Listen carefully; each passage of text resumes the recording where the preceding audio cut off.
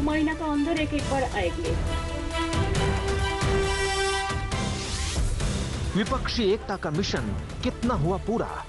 बहुत सारे लीडर के साथ मीट हुआ है। I think outcome is good. Let us work together.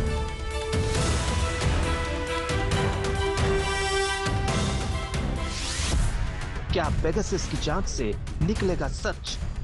विपक्ष की तरफ से हम ये मांग करते आ रहे हैं कि पेगासस जासूसी कांड की सदन के अंदर चर्चा हो। ये नॉन इश्यू बना के दुर्भाग्यपूर्ण से 7-8 दिन से संसद नहीं चल रहा है। राजस्थान कांग्रेस में सुलह का फॉर्मूला तैयार।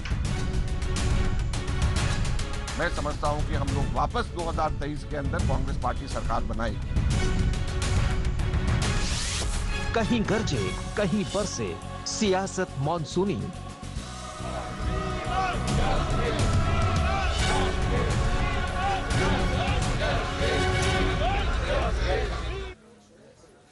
तो पूरे दिन की सियासी हलचल को इस आधे घंटे में समेट देंगे आपके लिए। बताएंगे आपको कि हर राज्य में क्या कुछ हो रहा है, किस तरह से तूफान सियासी मचा हुआ है, विपक्ष क्या वाकई एकजुट होता दिख रहा है, जासूसी कांड पर कैसे सरकार पर दबाव बन रहा है।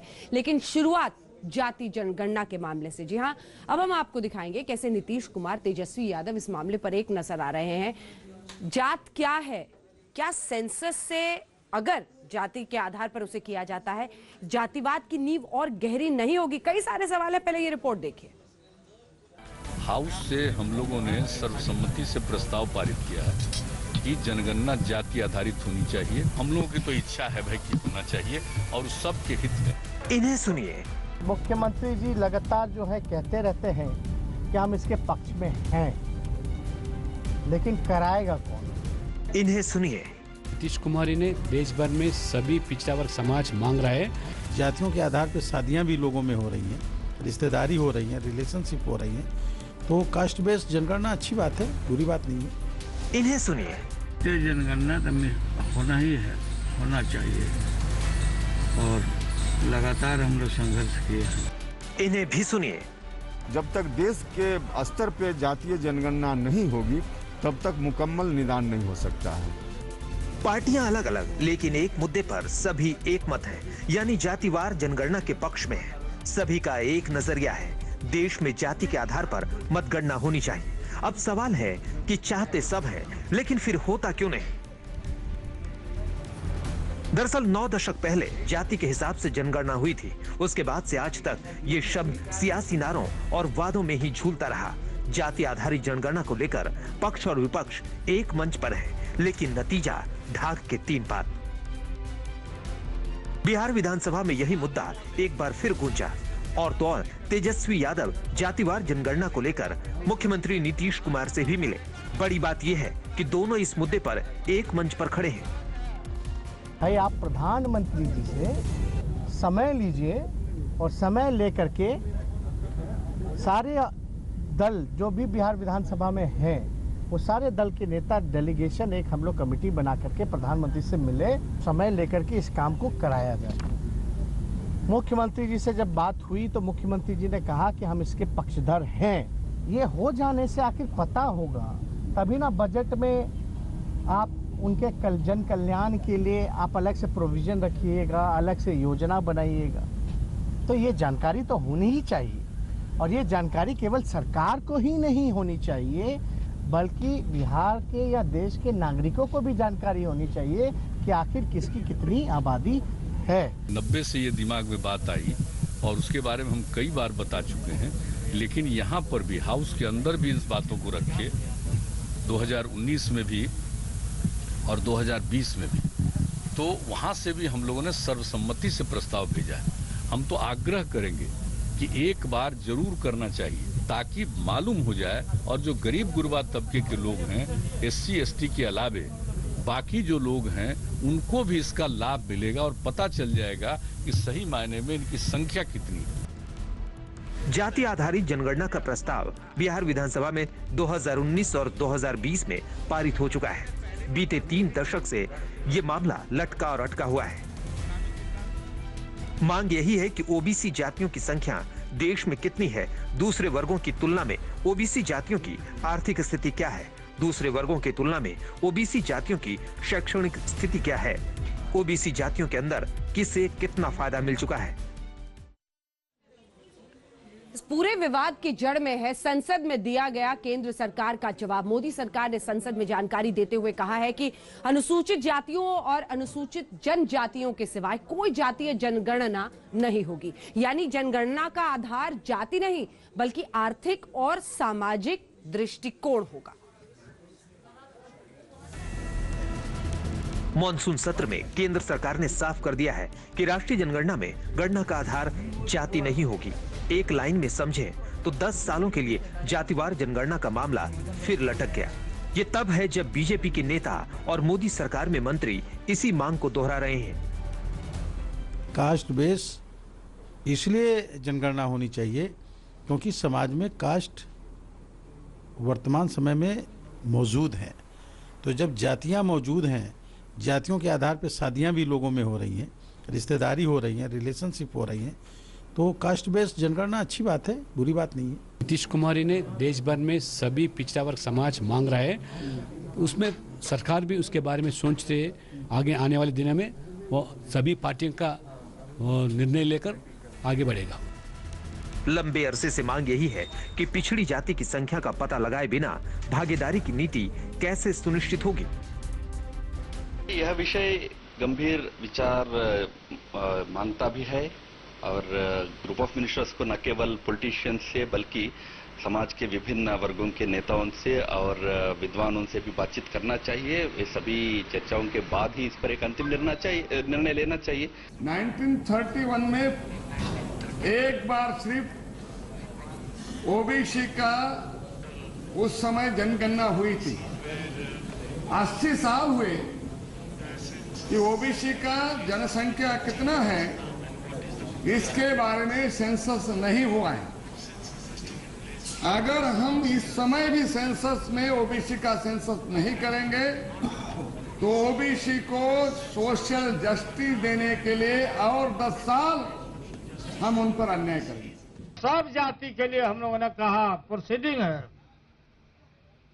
कि सबका गिनती कर लीजिए, इससे सहूलियत होगा सरकार को बजट बनाने में। आर्थिक कर लीजिए, सामाजिक कर लीजिए, शैक्षणिक कर लीजिए। एक कमंडल के खिलाफ मंडल का लड़ाई है।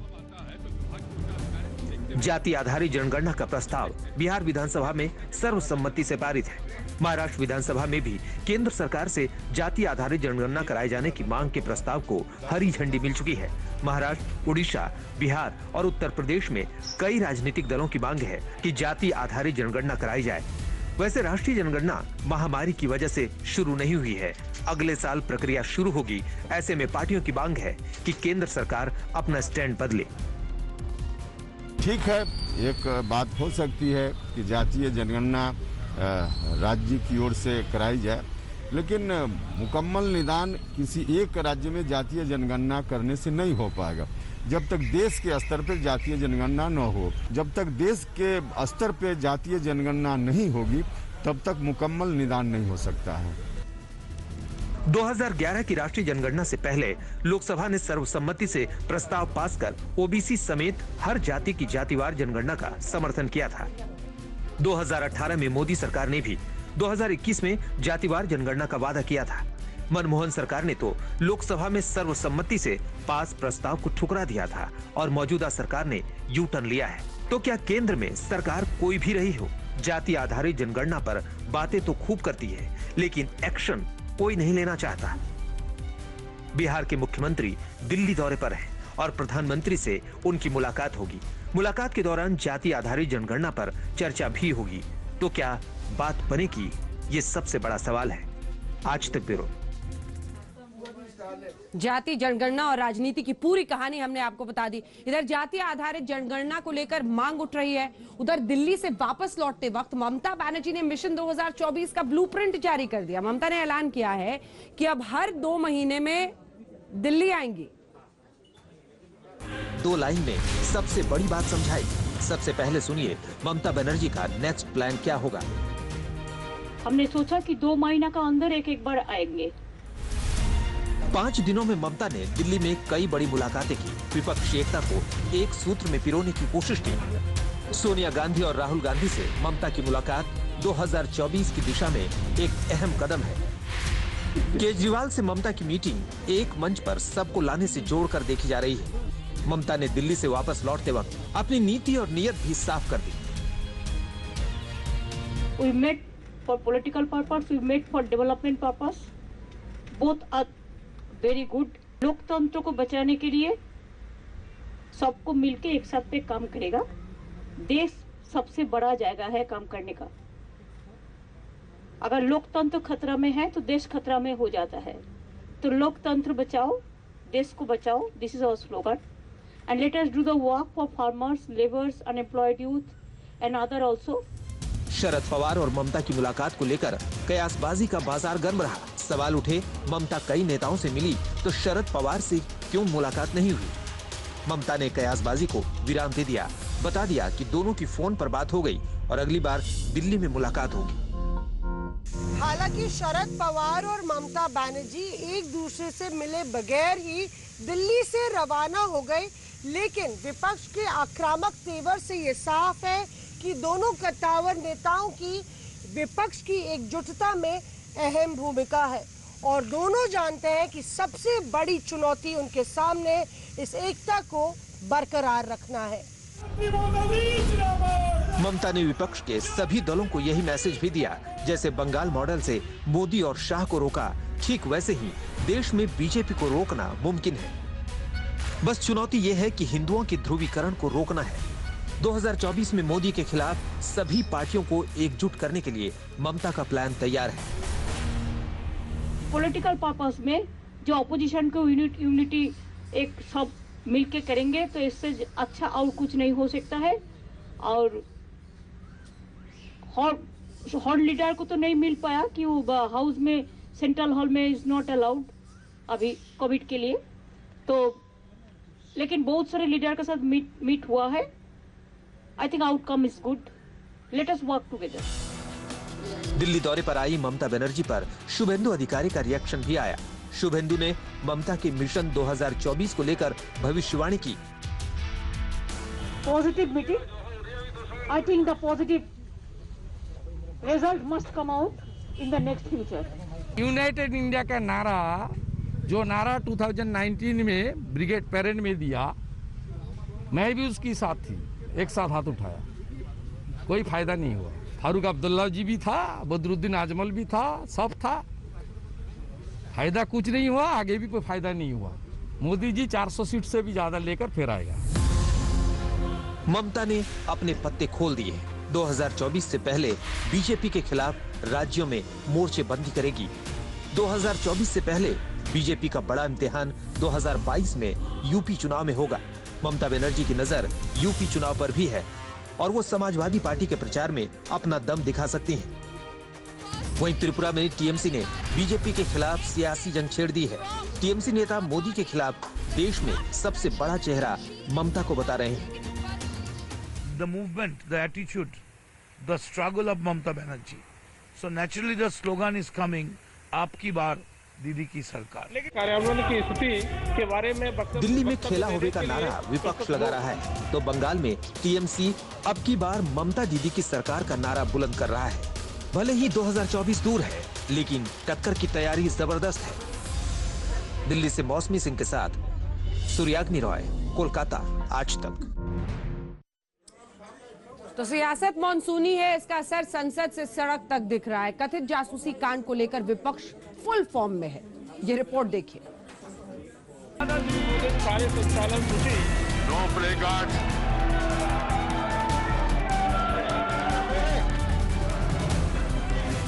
कथित जासूसी कांड पर संसद ठप है। सरकार अपनी बात पर अड़ी है और विपक्ष अपनी दलील पर। विपक्ष एक आवाज में संसद में पेगासस मामले पर बहस चाहता है। संसद के दोनों सदनों में स्थगन नोटिस दे रहा है, लेकिन सरकार तैयार नहीं। आज एक बार फिर जासूसी कांड पर मोर्चा संभाला कांग्रेस नेता अधीर रंजन चौधरी ने। शुरू के दिन से सर विपक्ष की तरफ से हम ये मांग करते आ रहे हैं कि पेगासस जासूसी कांड की सदन के अंदर चर्चा हो। उसके साथ साथ सर किसान की मुद्दा है, कोविड की मुद्दा है, महंगाई की मुद्दा है, कोई असुविधा नहीं है सर। सदन में हम चर्चा चाहते हैं, लेकिन सरकार की इस तरीके की रुख बदलना चाहिए। सदन में हम चर्चा चाहते हैं। श्री अश्विनी जी वैष्णव दोनों हाउस में डिटेल स्टेटमेंट दिया है। ये नॉन इशू बना के दुर्भाग्यपूर्ण से 7-8 दिन से संसद नहीं चल रहा है। बहुत other important issues are there are so many other important people related issues. जनता को जो संबंधित विषय है वो चर्चा करने के लिए जो बीएसी में तय होता है उसके लिए भारत सरकार तैयार है। नंबर 162। अब सोमवार तक फिर संसद स्थगित होने के साथ ही डेडलॉक जारी रहेगा। खबरें आ रही हैं कि अब विपक्ष से रक्षा मंत्री राजनाथ सिंह बात करेंगे, डेडलॉक को खत्म कराने की कोशिश करेंगे। वहीं पेगासस का मामला संसद से सुप्रीम कोर्ट पहुंच गया है। तो जबरदस्त बवाल, ये जासूसी कांड का खत्म नहीं हो रहा। दिल्ली में कांग्रेस और बीजेपी में सियासी झगड़ा चल रहा है। उधर राजस्थान में कांग्रेस पार्टी के अंदर का झगड़ा सुलझाने के करीब खड़ी है। खबर यह है कि पंजाब के बाद अब पायलट और गहलोत के बीच सीज फायर का ऐलान होने वाला है।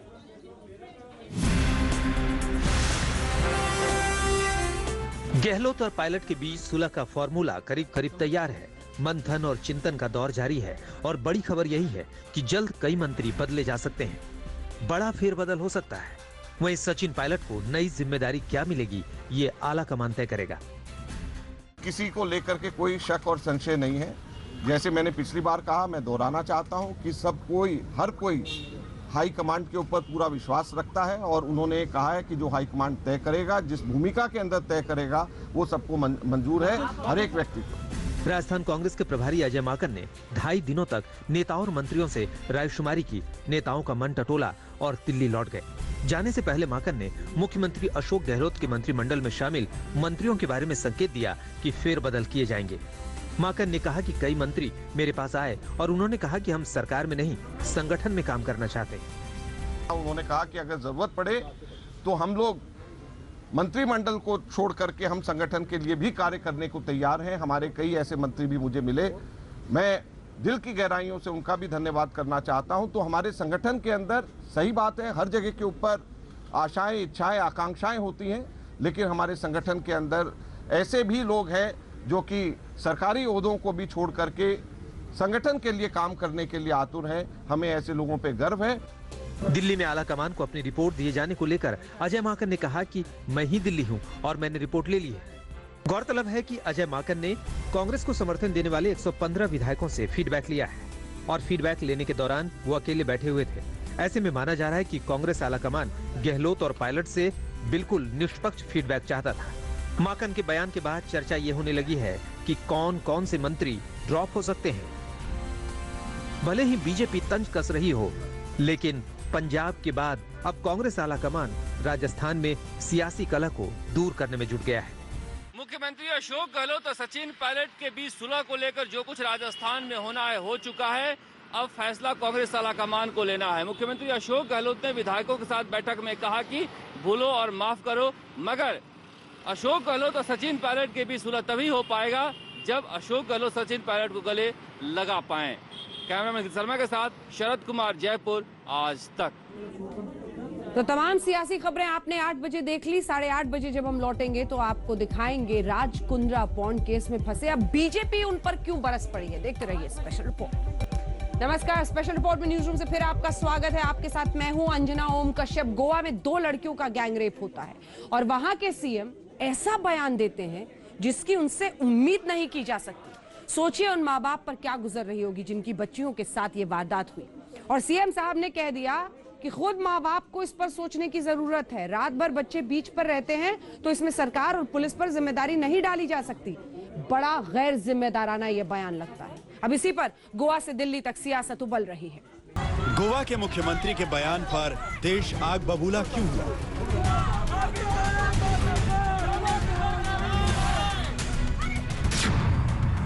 2 नाबालिग लड़कियों से रेप पर ये क्या बोल गए गोवा के सीएम? क्यों लड़कियों से रेप के लिए उनके मां बाप को जिम्मेदार ठहराया गया? क्या गोवा के बीच पर दरिंदों और हैवानों को बढ़ावा दिया जा रहा है?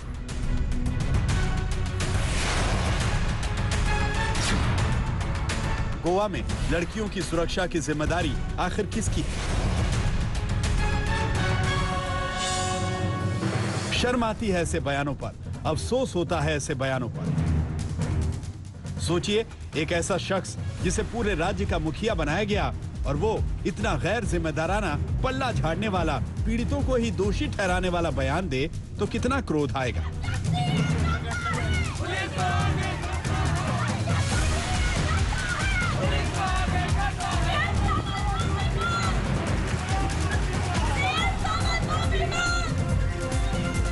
जी हाँ, गोवा के मुख्यमंत्री प्रमोद सावंत ने जो कहा है उस पर सियासत में भूचाल आया है, तो समाज सेवी संगठन भी आक्रोश में।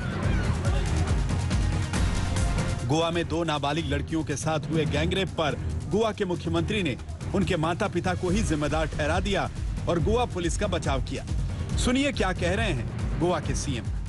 It is the responsibility of the parents also, क्योंकि माइनर बच्चों को बाहर भेजते वक्त उतनी जिम्मेदारी उन लोगों ने भी लेनी चाहिए। खुद मुख्यमंत्री की खुद की जिम्मेदारी रहती है कि वो महिलाओं की सुरक्षा के बारे में कानून करे, उसको अमल में लाए।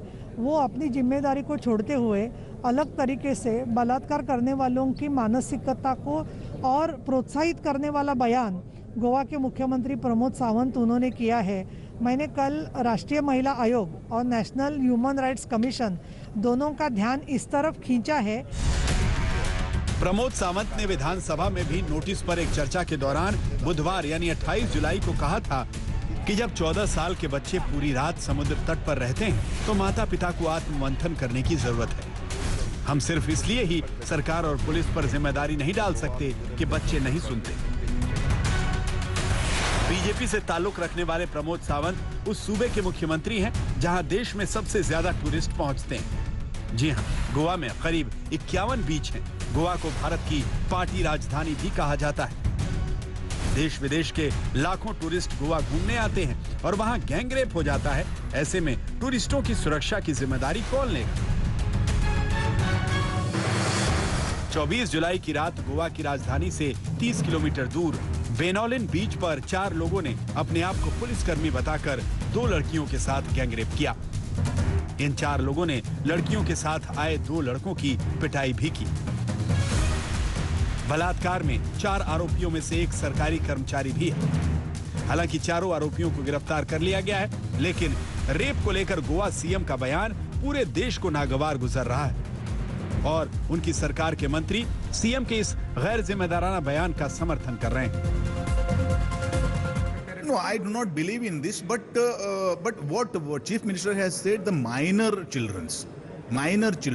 It is also the responsibility of the parent, because I am also a parent. It is also responsibility of parents to take care of their children's late in the night where they are going, or whether they have intimated to the any elder member of the family or not.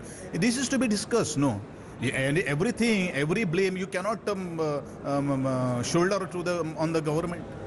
It is an irresponsible statement. He is becoming the joker of the country. He is becoming the joke of the country by making this statement, and it reflects on Goa. See, we don't want to keep blaming, but you should understand that there was another gang rape yesterday in Kepe. After his statement, another gang rape has happened in Usgaon or something, Ponda.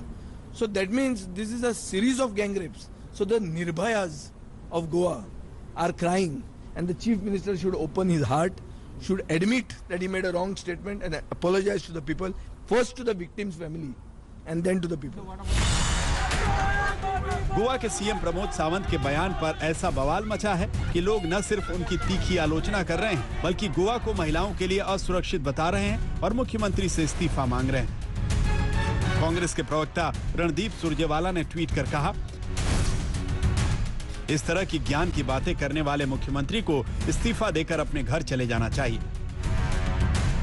Shiv Sena की राज्यसभा सांसद प्रियंका चतुर्वेदी ने भी प्रमोद सावंत के बयान को शर्मनाक बताया। ये बीमार मानसिकता और जिम्मेदारी से बचने का तरीका है, शर्मनाक है। गोवा के क्यूपम में भी 29 जुलाई यानी गुरुवार को रेप का केस सामने आया।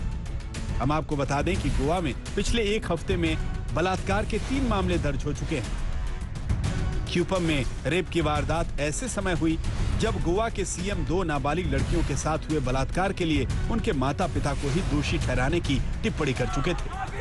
अब विपक्ष प्रमोद सावंत पर और तीखे प्रहार कर रहा है।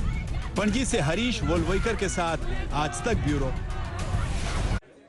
गोवा के सीएम के बयान पर शोर मचा, विपक्ष ने उनका इस्तीफा तक मांग लिया तो सीएम प्रमोद सावंत अपने बयान का संदर्भ समझाने में जुट गए।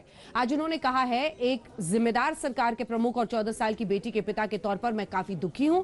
इस घटना का दुख बयान नहीं किया जा सकता। गोवा के लिए फिक्रमंद होने की क्यों जरूरत है, 2019 में आए एनसीआरबी के आंकड़ों के जरिए समझते हैं। महिलाओं के लिए बलात्कार का खतरा पिछले 17 सालों की तुलना में लगभग दोगुना हो गया है। 2001 से 2017 के बीच भारत में कुल 4,15,786 रेप के मामले दर्ज हुए। 17 सालों के दौरान पूरे देश में प्रतिदिन औसतन 67 महिलाओं के साथ बलात्कार हुआ, यानी 17 सालों में औसतन हर घंटे 3 महिलाओं के साथ बलात्कार हुआ। 17 सालों में बलात्कार के मामलों में 103% की बढ़ोतरी हुई। सबसे चौंकाने वाली जानकारी ये कि बलात्कार से जुड़े मामलों में सबसे ज्यादा बढ़ोतरी गोवा में ही दर्ज की गई और वहीं मुख्यमंत्री ये सब कह रहे हैं। गोवा में साल 2001 में 12 रेप केस दर्ज हुए, 2017 में 76 रेप। इस तरह गोवा में 17 सालों के बलात्कार के मामलों में 533% 533% बढ़ोतरी हुई है। बहरहाल गोवा में बलात्कार पर घमासान मचा है तो मुंबई में पॉर्न रैकेट केस में रोज बड़े बड़े खुलासे हो रहे हैं। आज बीजेपी ने राज कुंद्रा पर बेहद गंभीर आरोप लगाए। मुंबई बीजेपी के प्रवक्ता राम कदम ने एक मॉडल और एक्ट्रेस का नाम लिए बगैर कुंद्रा पर आरोप लगाया कि उन्होंने इस एक्ट्रेस को शारीरिक रूप से प्रताड़ित किया। इतना ही नहीं, राम कदम ने राज कुंद्रा पर लोगों के साथ 3,000 करोड़ की धोखाधड़ी करने का आरोप भी लगाया है। राज कुंद्रा को लेकर हर रोज नए खुलासे हो रहे हैं। पोर्नोग्राफी रैकेट केस में शिल्पा शेट्टी के पति राज कुंद्रा बुरी तरह से फंस चुके हैं और अब राज कुंद्रा पर राशन पानी लेकर बीजेपी चढ़ गई है। जी हां, महाराष्ट्र बीजेपी के प्रवक्ता राम कदम ने राज कुंद्रा पर एक से एक सनसनीखेज आरोप लगाए हैं। राम कदम ने कहा है कि राज कुंद्रा ने एक जानी मानी मॉडल और एक्ट्रेस को शारीरिक रूप से प्रताड़ित किया। 14 अप्रैल को उस मशहूर मॉडल कम एक्ट्रेस ने जुहू पुलिस स्टेशन में राज कुंद्रा के खिलाफ शिकायत भी दर्ज कराई थी, जिसमें राज कुंद्रा पर शारीरिक रूप से प्रताड़ित करने का आरोप लगाया। ये जो महिला है कोई साधारण महिला नहीं है। हिंदी फिल्म जगत की एक बड़ी अभिनेत्री, मॉडलिंग इंडस्ट्री में एक बड़ा नाम, जिनके चेहरे की पूरे देश में नहीं विदेशों में भी पहचान। ऐसी अभिनेत्री स्वयं देश के प्रधानमंत्री जी से लेकर के, जिसे विश्वास है प्रधानमंत्री जी न्याय देंगे, सभी को खत लिखती है। हमारा सवाल यह है कि अचानक रातों रात ऐसे क्या हो गया। वहां के पुलिस अधिकारी कह रहे हैं, हाँ उसने हमें अर्जी लगाई, अर्जी में कहा उसके साथ शारीरिक उत्पीड़न हुआ है, उसके साथ धोखाधड़ी राज कुंद्रा ने की है, शारीरिक उत्पीड़न भी राज कुंद्रा ने किया है। वो अभिनेत्री खुद अपने दस्तखत करके जुहू पुलिस स्टेशन में 14 अप्रैल को देती है। हम आपको बता दें कि पोर्नोग्राफी रैकेट केस में मुंबई पुलिस ने शर्लिन चोपड़ा को भी समन किया है और शर्लिन चोपड़ा की अग्रिम जमानत याचिका कोर्ट ने खारिज कर दी है। शर्लिन चोपड़ा ने राज कुंद्रा पर बेहद सनसनीखेज आरोप लगाए थे। शर्लिन का दावा है कि राज कुंद्रा ने उन्हें एडल्ट फिल्मों के बिजनेस में धकेला। शर्लिन के मुताबिक राज कुंद्रा ने उन्हें एडल्ट कंटेंट में काम करने को कहा था। पहले एक रोल ऑफर किया, बाद में एडल्ट कंटेंट बनाने को कहा। शर्लिन ने मार्च 2021 में महाराष्ट्र साइबर पुलिस को दिए एक बयान में कहा था कि राज कुंद्रा ने उन्हें हॉटशॉट्स ऐप के लिए कंटेंट बनाने की रिक्वेस्ट की थी। हालांकि उन्होंने ये कहते हुए इसके लिए मना कर दिया था कि इसका कंटेंट घटिया है। मार्च 2019 में उन्होंने आर्म्स प्राइम के साथ एक समझौता किया था, जिसके फाउंडर राज कुंद्रा थे। शर्लिन ने आर्म्स प्राइम के साथ कॉन्ट्रैक्ट रिन्यू नहीं किया क्योंकि वे मौजूदा 50-50 रेवेन्यू शेयरिंग मॉडल को लेकर कंफर्टेबल नहीं थी। उन्होंने कॉन्ट्रैक्ट खत्म होने के बाद ऐप पर मौजूद कंटेंट हटाने के लिए कहा था, लेकिन वो अब भी इंटरनेट पर है। कॉन्ट्रैक्ट के दौरान शर्लिन ने ऐप के लिए कुछ वीडियो शूट किए थे। उनमें से एक चॉकलेट वीडियो के बारे में साइबर पुलिस ने पूछताछ की थी। शर्लिन बोली, उस समय आर्म्स प्राइम के क्रिएटिव हेड के साथ उनकी तीखी बहस हुई थी। चॉकलेट वीडियो अंधेरी ईस्ट के एक होटल में शूट किया गया था। हालांकि राज कुंद्रा अपने ऊपर लगाए गए तमाम आरोपों से पल्ला झाड़ रहे हैं। फिल्मों के नाम पे या आर्ट के नाम पे या एस्थेटिक्स के नाम पे पोर्नोग्राफी दिखाई जा रही जी, और लोग देखते हैं और देख रहे हैं। इसके खरीदार भी हैं। तो हमने कहा कि ये हमारी एक मॉरल रिस्पॉन्सिबिलिटी है, नैतिक जिम्मेदारी है कि हम इसके खिलाफ अगर आवाज नहीं उठा सकते तो कम से कम इसका हिस्सा न बने। सवाल उठने लगा है कि बॉलीवुड में आखिर चल क्या रहा है। क्या बॉलीवुड में हिंदी फिल्मों की आड़ में डर्टी पिक्चर का भी डायरेक्शन हो रहा है? राज कुंद्रा आरोपों के चक्रव्यूह में फंसे हैं और मुंबई बीजेपी के प्रवक्ता राम कदम ने पॉर्न वीडियो बनाने के मामले में राज कुंद्रा पर तीखा प्रहार किया है। उन पर हजारों करोड़ की धोखाधड़ी का आरोप लगाया है। राम कदम ने कहा कि जनता को बेवकूफ बनाकर राज कुंद्रा ने हजारों करोड़ रुपए के वारे न्यारे किए हैं। उन्होंने कहा कि कुंद्रा ने गरीब लोगों को फंसाया है और जीओडी गेम के नाम पर लोगों से 30-30 लाख रुपया लिया गया, फिर वो पैसे कभी वापस नहीं लौटाए गए। मेरी मुंबई पुलिस कमिश्नर से और महाराष्ट्र सरकार से मांग है कि यह मामला गंभीर है। महाराष्ट्र के हजारों बच्चों को इस प्रकार से गुमराह करके उनका मेहनत का पसीने का धन राज कुंद्रा और उनकी कंपनी ने लूटा है।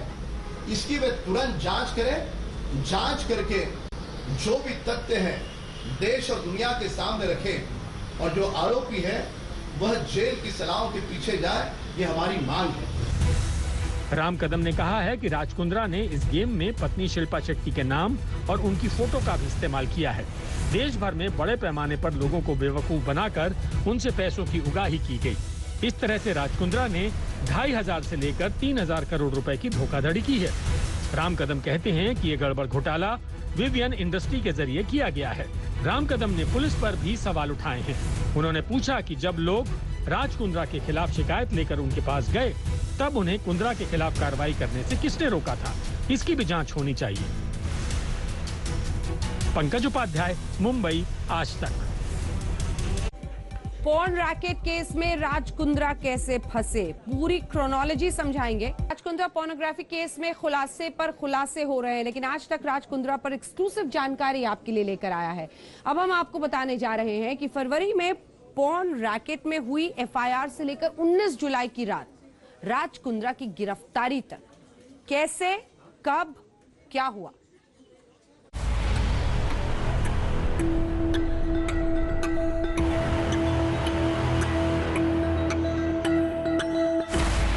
5 फरवरी को मुंबई क्राइम ब्रांच की प्रॉपर्टी सेल पोर्नोग्राफी रैकेट का भंडाफोड़ करती है और इस मामले में 5 लोग गिरफ्तार होते हैं। बाद में कुछ और लोगों की भी गिरफ्तारी होती है। अब तक 9 लोग गिरफ्तार हो चुके हैं। इसी बीच एंटेलिया के पास विस्फोटक मिलने का कांड हो जाता है। मुंबई पुलिस उसमें उलझ जाती है, लेकिन अप्रैल के महीने में पोर्नोग्राफी रैकेट में चार्जशीट फाइल हो चुकी थी, लेकिन तब तक राज कुंद्रा का नाम इसमें नहीं जुड़ा था। फिर मुंबई पुलिस दूसरे कामों में उलझ जाती है और जून के महीने में पोर्नोग्राफी रैकेट केस पर फिर से काम शुरू होता है और उमेश कामत और राज कुंद्रा के बीच व्हाट्सएप चैट का खुलासा होता है, जिससे ये जाहिर होता है कि पोर्नोग्राफी केस में कुंद्रा का कोई ना कोई कनेक्शन जरूर है। और इसी के साथ स्पेशल रिपोर्ट में इतना ही। देश दुनिया की बाकी खबरों के लिए आप देखते रहिए आज तक।